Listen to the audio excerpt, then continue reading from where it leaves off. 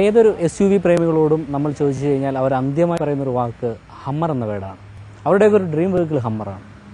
ശരിക്കും ഫാസ്ട്രാക്കിൽ എന്തുകൊണ്ട് Hummer test drive ചെയ്യുന്നില്ല എന്ന് പല പ്രേക്ഷകരും നമ്മളോട് കത്തിലൂടെയും മെയിലൂടെയും ചോദിച്ചിട്ടുണ്ട്. ആ പ്രേക്ഷകരുടെ അഭ്യർത്ഥനയും മാനിച്ചും അതുപോലെ തന്നെ ഫാസ്ട്രാക്കിൽ നമ്മൾ ഇന്ന് ടെസ്റ്റ് ഡ്രൈവ് ചെയ്യുന്നത് ഹമ്മറിൻ്റെ H3 എന്ന വെർഷനാണ്.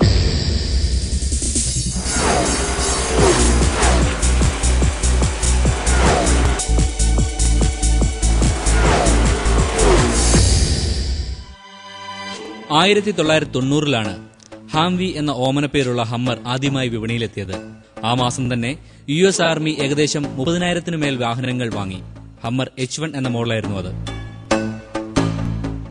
90-ൽ നടന്ന പനാമ മിലിറ്ററി ആക്രമണത്തിലാണ് ഇത് ആദ്യമായി പ്രത്യക്ഷപ്പെടുന്നത്. പിന്നീട് H1-നേക്കാൾ അല്പം കൂടി വലിപ്പം കുറഞ്ഞ H2-ഉം അതിനുശേഷം കുറച്ചുകൂടി വലിപ്പം കുറഞ്ഞ യാത്രാ സൌകര്യം കൂടി നൽകുന്ന H3 മോഡലും നിരത്തുകളിലെത്തി.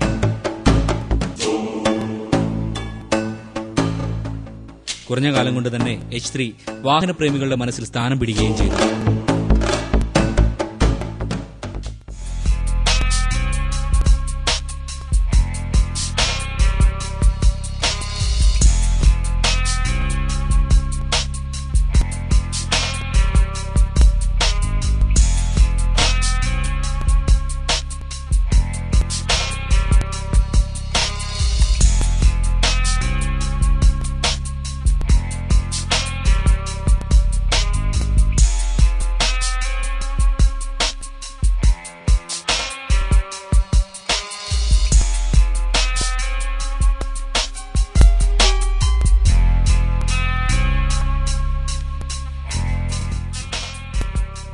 ഒറ്റ നോട്ടത്തിൽ തന്നെ ഇതിനോടടുക്കാൻ അല്പം ഭയം തോന്നാം. എന്നാൽ കണ്ടെടുക്കാൻ തോന്നുകയുമില്ല. അത്രയ്ക്ക് ഗാംഭീര്യമുള്ള മുഖഭാവമാണ്. ആദ്യ നോട്ടം ചെന്നെത്തുന്നത് 7 സ്പോക്കുള്ള സ്റ്റീൽ ഫിനിഷോടുകൂടിയ ഇതിന്റെ ഗ്രില്ലിലാണ്.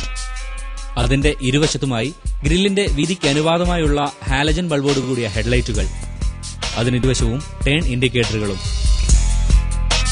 അതിനു താഴെയായി നമ്മുടെ SUV-കളിൽ ഘടിപ്പിച്ചിരിക്കുന്ന സാധാരണ വലിപ്പത്തിലുള്ള ഫോഗ് ലാമ്പുകൾ. ബോണറ്റിന് മുകളിലായി വീതിയേറിയ എയർ സ്കൂപ്പ്. ഇരുവശങ്ങളിലും സ്റ്റീലിൽ പൊതിഞ്ഞ സൈഡ് വ്യൂ മിററുകൾ. കാർബൺ നിറത്താൽ ചുറ്റപ്പെട്ട വിൻസ്ക്രീനാണ് ഈ വാഹനത്തിന്. അത് ഇതിനൊരു ഭംഗി നൽകുന്നു. മുകളിൽ 2 ചെറിയ ലൈറ്റുകൾ. കൂടാതെ റൂഫ് ഓപ്പൺ ചെയ്യാനും സാധിക്കും. ഒപ്പം 2 റൂഫ് റെയിലുകളും ഇതിൽ ഘടിപ്പിച്ചിരിക്കുന്നു.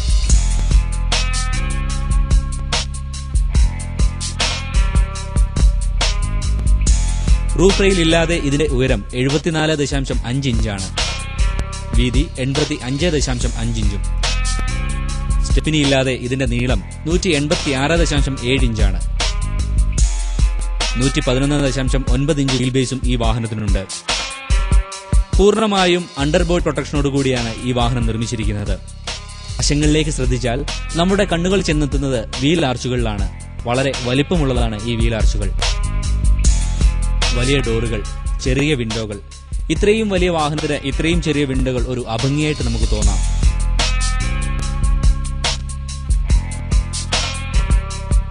പുറകുവശം ഒരു പെട്ടി പോലെ തോന്നും. പുറകിൽ വെച്ചിരിക്കുന്ന സ്റ്റെപ്പിനെയാണ് ഇതിന്റെ ഭംഗി കൂട്ടുന്നതും. വാഹനപ്രേമിയായ ഷബീറാണ് ഹമ്മറിനെ ദുബായിൽ നിന്നും കേരളത്തിലെത്തിച്ചത്. ഇത്രയും വിലപിടിപ്പുള്ള വാഹനം കേരളത്തിലെത്തിച്ചതിനെ കുറിച്ച് ഷബീർ: ദുബായിൽ ഇപ്പം ഞാൻ ഉപയോഗിക്കുന്ന വണ്ടിയാണ്. ഞാൻ അവിടെ അന്വേഷിച്ചപ്പം ദുബായിൽ ഞങ്ങൾക്ക് ലോകത്ത് എവിടെ വേണമെങ്കിലും കാർന എന്ന് പറഞ്ഞ ഒരു ക്ലബ്ബുണ്ട്. അതുവഴി എങ്ങോട്ട് വേണമെങ്കിൽ കൊണ്ടുപോകാം. അപ്പം അതുവഴി ഞാൻ ഇപ്പം ഇവിടെ ഈ ഹമ്മർ ഇതുപോലെ കൊണ്ടുവരുമ്പോൾ ഞങ്ങൾക്ക് ഇവിടെ കസ്റ്റംസ് ഡ്യൂട്ടി കൊടുക്കേണ്ട ആവശ്യം വരുന്നില്ല. അപ്പം ഇതാകുമ്പോൾ നമുക്ക് ഇവിടെ കാർനെറ്റിൽ ഒരു തുക കെട്ടിവെക്കേണ്ടി വരും. അവർ നിശ്ചയിക്കുന്ന ഒരു വില. അത് അവരുടെ സേഫ്റ്റിക്ക് വേണ്ടി, അതായത് വണ്ടി അവിടെ തിരിച്ചു കൊണ്ടുപോകും. ഒരു ചുരുങ്ങിയ അതായത് ഒരു 6 മാസം കഴിഞ്ഞിട്ട് തിരിച്ചിട്ട് അവിടെ തന്നെ തിരിച്ചു കൊണ്ടുപോകണം എന്നുള്ളതുണ്ട്. അപ്പോൾ അതിന് വേണ്ടി അവിടെ പൈസ തുക കെട്ടിവെച്ചിട്ട്, അപ്പോൾ അതിന് വലിയൊരു ഇൻവെസ്റ്റ്മെൻറ്റ് വരുന്നില്ല. H3 ക്രിസിനോട് നോക്കുമ്പോൾ H3 ആ ഒരു ബോഡി ഷേപ്പും ആ ഒരു ഫാറ്റ് മസിൽ മാൻ ലുക്കും. So it is a pure, I think it's like a gentleman's car, ഒരു യങ്സ്റ്റേഴ്സിൻ്റെ കാർ. ഞാൻ ദുബായ് റോഡ്സിന് ഓടാൻ വേണ്ടിയിട്ടാണ് 22 ഇഞ്ച് വീൽസ് ഇട്ടത്. ഇതിൽ ഞാൻ ആക്സസറീസ് കയറ്റി, എക്സോസ്റ്റ്, പിന്നെ 22 ഇഞ്ച് വീൽസ്, അപ്പം കേരളത്തിന് വേണ്ടിയിട്ട് ഞാൻ അങ്ങനെ ഹമ്മറിലൊരു വേറൊരു മാറ്റം വരുത്തില്ല.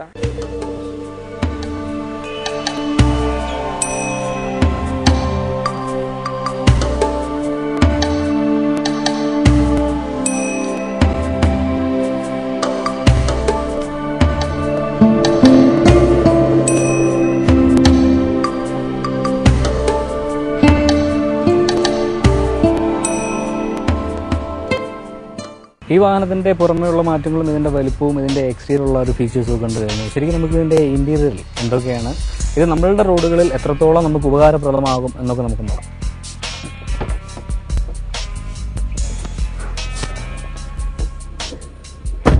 ഇത് പൂർണ്ണമായും നമ്മുടെ ഇതൊരു വിദേശ നിർമ്മിതമായതുകൊണ്ടാണ് അത് ശരിക്കും ഇതൊരു ലെഫ്റ്റ് ഹാൻഡ് ഡ്രൈവ് വാഹനമാണ്. നമ്മളെ ഇന്ത്യയിൽ ഓടുമ്പോൾ ഓവർടേക്ക് ചെയ്യുന്നതിൻ്റെയൊക്കെ ഒരു ചെറിയ ബുദ്ധിമുട്ട് മാത്രമേ ഉള്ളൂ. പിന്നീട് ഈ ഒരു ഇന്ത്യയിനുള്ളിൽ നമ്മൾ കയറുമ്പോൾ അല്ലെങ്കിൽ ഡ്രൈവിംഗ് സീറ്റിലിരിക്കുമ്പോൾ ഒരു വലിയ റൂമിൽ കയറിയ ഒരു ഫീലാണ്. വളരെ വലുപ്പമുള്ള ഒരു വാഹനമായിട്ട് നമുക്ക് അകത്ത് ഈ പുറമേ കാണുന്ന ഒരു വലിപ്പം തന്നെ അകത്തും നമുക്ക് ഫീൽ ചെയ്യുന്നുണ്ട്. ലെതർ സീറ്റ് കാണാം. പിന്നെ ഈ സീറ്റുകൾ ഇലക്ട്രോണിക്കായി അഡ്ജസ്റ്റ് ചെയ്യാൻ കഴിയുന്നവയാണ്. നമ്മുടെ ഹൈറ്റിനനുസരിച്ചും നമ്മുടെ ഒരു കാലിൻ്റെ നീളത്തിനനുസരിച്ചും ഒക്കെ ഇത് സെറ്റ് ചെയ്തുകൊണ്ട് നമുക്ക് വാഹനം സുഖകരമായിരുന്നു ഓടിച്ചുകൊണ്ട് പോകാൻ സാധിക്കും. പുറമേ നിന്ന് നോക്കുമ്പോൾ നാം മനസ്സിൽ കാണുന്ന ആകാംക്ഷയെ അല്പം നിരാശനാക്കും ഈ ഹമ്മർ H3യുടെ ഉൾവശം.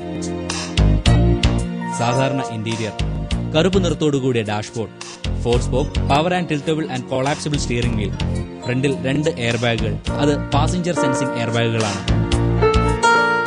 ഡാഷ്ബോർഡിന്റെ മധ്യത്തിലായി in dash CD changer, AC, navigation system, cruise control, electrical window defogger എന്നിവയും ഘടിപ്പിച്ചിരിക്കുന്നു. ഡ്രൈവറിന് നിർദ്ദേശങ്ങളും സൂചനകളും നൽകുന്ന 22 അലർട്ട് സംവിധാനങ്ങളായിരിക്കും. മീറ്റർ കൺസോളിനുള്ളിൽ fuel gauge, speedometer, tachometer, temperature gauge എന്നിവയും തെളിയും. കൂടാതെ ഓട്ടോമാറ്റിക് ഗിയറിന്റെ ഇൻഡിക്കേഷൻസും ഈ മീറ്റർ കൺസോളിൽ തന്നെ ഘടിപ്പിച്ചിരിക്കുന്നു. ഇതിന്റെ ഒരു പ്രത്യേകത റിയർ വ്യൂ മിററിൽ ഔട്ട്സൈഡ് ടെമ്പറേച്ചർ രേഖപ്പെടുത്തുന്നു എന്നതാണ്. നല്ല ലെഗ് സ്പേസും നല്ല വീതിയുമാണ് ഈ വാഹനത്തിന്. പുറകു സീറ്റ് 60-40 സ്പ്ലിറ്റ് ചെയ്യാൻ സാധിക്കും. ശരിക്കും ഈ വാഹനം ഓടിക്കുമ്പോൾ ഉണ്ടാകുന്ന ഒരു ഫീലൊക്കെ നമുക്ക് ടെസ്റ്റ് ഡ്രൈവ് ചെയ്ത് നോക്കാം. എത്രത്തോളം കംഫർട്ടാണ്, പ്രത്യേകിച്ച് ഈ കേരളത്തിലെ നിരത്തുകളിൽ ഈ വാഹനം ഓടുമ്പോൾ. ഇതൊരു ഓഫ് റോഡറാണ് എന്നാണ് എപ്പോഴും പറയുന്നതെങ്കിലും സോഫ്റ്റ് ആയ റോഡിലൂടെയും പ്രത്യേകിച്ച് ഇപ്പോൾ കേരളത്തിലെ നിരത്തിൽ ഒരു ഓഫ് റോഡറിന് തുല്യമാണ്. നമുക്കൊന്ന് ടെസ്റ്റ് ഡ്രൈവ് ചെയ്ത് നോക്കാം.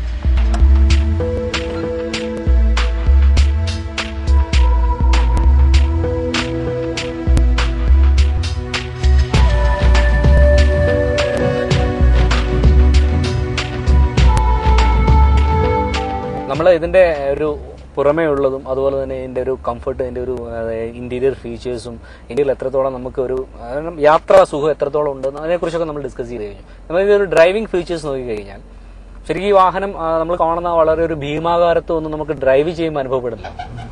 ഒരു ലെഫ്റ്റ് ഹാൻഡ് ഡ്രൈവ് ആണെങ്കിൽ പോലും നമുക്ക് വളരെ ഒരു ചെറിയ വാഹനം ഓടിച്ചുകൊണ്ട് പോകുന്ന പോലെ അനുഭവപ്പെടുന്നുള്ളൂ. ആ പുറമേ കാണുന്ന വലിപ്പമൊന്നും ആകത്തില്ല.